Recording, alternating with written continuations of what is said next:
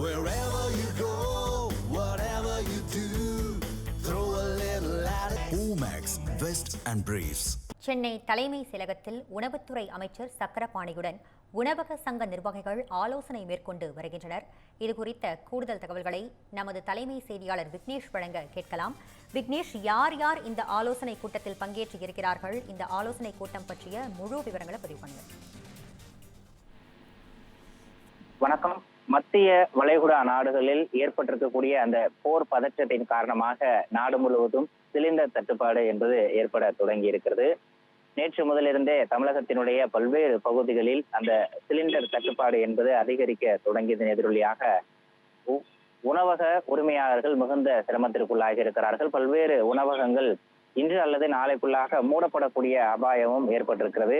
இந்த நிலையில் நேற்றைய தினம் அந்த உணவக உரிமையாளர் சார்பாக பாரத பிரதமர் மோடி அவர்களுக்கும் மத்திய அமைச்சர் ஹர்தீப் சிங் புரி அவர்களுக்கும் இந்த சிலிண்டர் தட்டுப்பாட்டை போக்குவதற்கு தேவையான நடவடிக்கைகளை எடுக்க வேண்டும் என உணவக உரிமையாளர்கள் கோரிக்கை விடுத்திருந்தார்கள், கோரிக்கை மனு அனுப்பியிருந்தார்கள். அதன் தொடர்ச்சியாக சென்னை தலைமைச் செயலகத்தில் முதலமைச்சரை சந்தித்தும் அந்த உணவக உரிமையாளர்கள் தமிழகத்தில் அதிகரித்து வரக்கூடிய சிலிண்டர் தட்டுப்பாட்டை போக்கவும் மாற்று ஏற்பாடுகள் குறித்து ஆலோசிக்கவும் நடவடிக்கை எடுக்க வேண்டும் என்ற ஒரு கோரிக்கை மனுவை வழங்கியிருந்தார்கள்.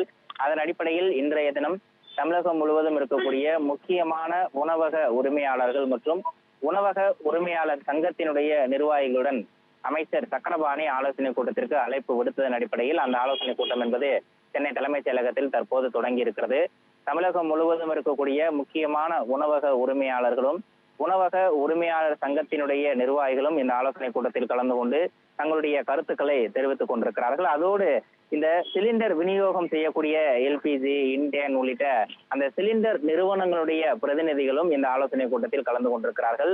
தமிழகத்தை பொறுத்தவரையில் தற்போது சிலிண்டரினுடைய நிலவரம் எந்த அளவிற்கு இருக்கிறது, தட்டுப்பாட்டை போக்குவதற்கு மாற்று ஏற்பாடுகள் என்னென்ன ஏற்பாடுகளை செய்யலாம், குறிப்பாக உணவகங்களை பொறுத்தவரையில் உணவகங்களை தாண்டி மருத்துவமனைகள், அம்மா உணவகங்கள், இது போன்ற மக்களுக்கு அதிக அளவில் பயன்படக்கூடிய தேவைப்படக்கூடிய இடங்களுக்கு எந்த அளவிற்கு இந்த சிலிண்டர்களை விநியோகம் செய்வது என்பது தொடர்பான ஆலோசனை கூட்டம் தற்போது நடைபெற்றுக் கொண்டிருக்கிறது. இந்த ஆலோசனை கூட்டத்தை பொறுத்தவரையில் உணவகங்களுக்கு ஏற்கனவே ஒரு 100% சிலிண்டர் வழங்கப்படும் பட்சத்தில் அதனை 50% குறைத்தும் சிக்கனமாக பயன்படுத்த வேண்டும் என்ற ஒரு அறிவுறுத்தல் தமிழக அரசின் மூலமாக வழங்கப்பட இருக்கிறது. அதே நேரத்தில் இந்த சிலிண்டருக்கு மாற்று ஏற்பாடாக இருக்கக்கூடிய மின்சார அடுப்பை சிறிது காலத்திற்கு அதிக அளவு பயன்படுத்த வேண்டும் என்ற ஒரு கோரிக்கையும் விடுக்கப்பட்டிருக்கிறது. ஏனென்றால் மின்சார தேவை அதிகரிக்கும் பட்சத்தில் அதற்கான